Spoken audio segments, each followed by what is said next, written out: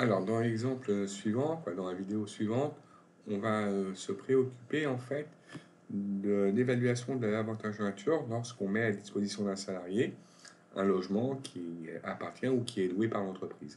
Alors, dans ces cas-là, vous voyez le petit tableau qui est à droite là, l'avantage en nature, il est évalué en fonction de la rémunération brute mensuelle du salarié et de la structure du logement.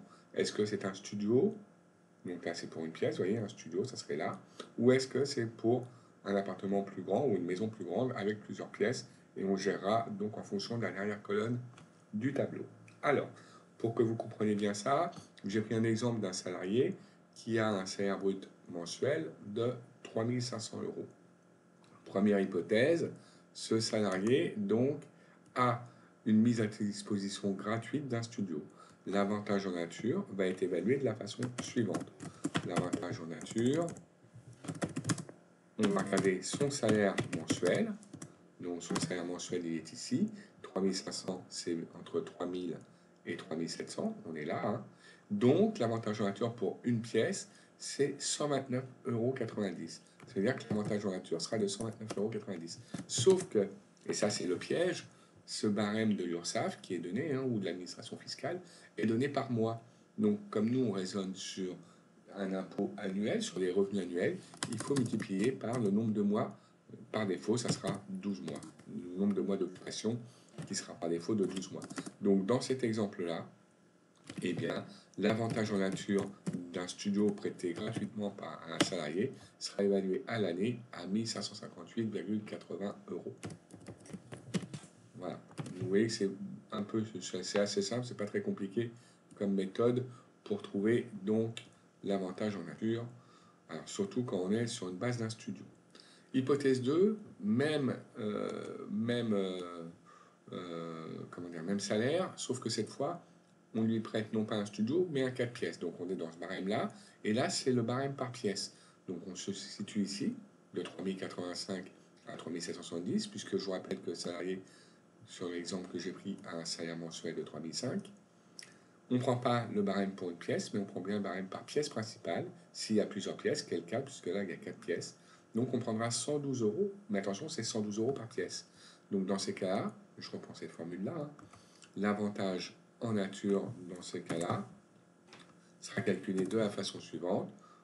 Hop, je vais le refaire complètement. Donc on prendra 112 euros par pièce, multiplié par 4. Ça fera l'avantage en nature, ça, pour un mois. Mais n'oubliez pas que nous, on ne travaille pas sur un mois, mais on travaille sur une année, parce que c'est les revenus annuels que l'on déclare. Donc on multiplie ça par 12, et ça vous donnera l'avantage en nature, logement, pour une année. 112 fois 4 fois 12. Dans ce cas-là, ça sera 5376 euros. Donc vous voyez, encore une fois, c'est pas très très compliqué de trouver l'avantage en nature logement, même quand on fait quelque chose, quand on prête un appartement dont la surface est supérieure à un studio.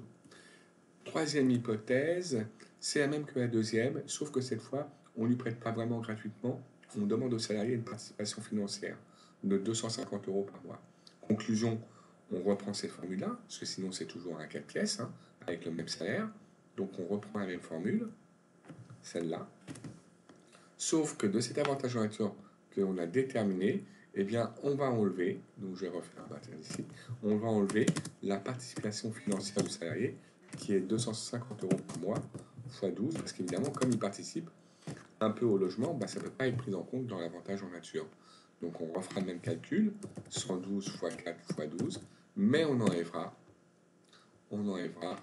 250 euros par mois de participation, donc 250 fois 12, et en fait son avantage en nature ne sera évalué qu'à 2376 euros. Donc ne pas oublier, lorsque le salarié participe un peu à un prêt gratuit d'un logement, ou même au prêt gratuit d'un véhicule, ça pourrait être le cas pour un véhicule aussi, d'enlever, si c'est le cas, sa participation financière. Si vous en avez une, il faudra bien l'enlever, puisque l'avantage en nature, c'est vraiment le gain qu'il a réalisé après prise en compte de son éventuelle participation financière au financement de cet avantage en nature. Voilà, là vous avez toutes les hypothèses possibles pour un avantage en nature logement. Bon, j'espère que vous avez compris. C'est un peu moins complexe que l'avantage en nature véhicule, hein. Mais on a souvent ça dans les entreprises, toujours lié au barème. D'un côté, on se situe en fonction de la rémunération du salarié, et de l'autre côté, en fonction du nombre de pièces. Vous remarquerez que cet avantage en nature ne tient pas compte du tout de la localisation géographique du bien.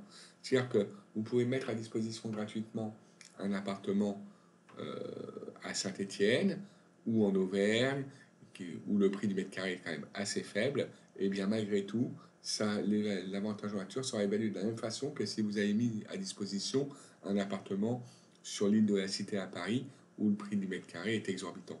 Peu importe, ce n'est pas la localisation géographique du bien qui détermine du montant de l'avantage en nature, c'est le revenu du salarié et la structure du logement. Est-ce que c'est un studio qui est mis à disposition ou est-ce que c'est un logement avec plusieurs pièces principales?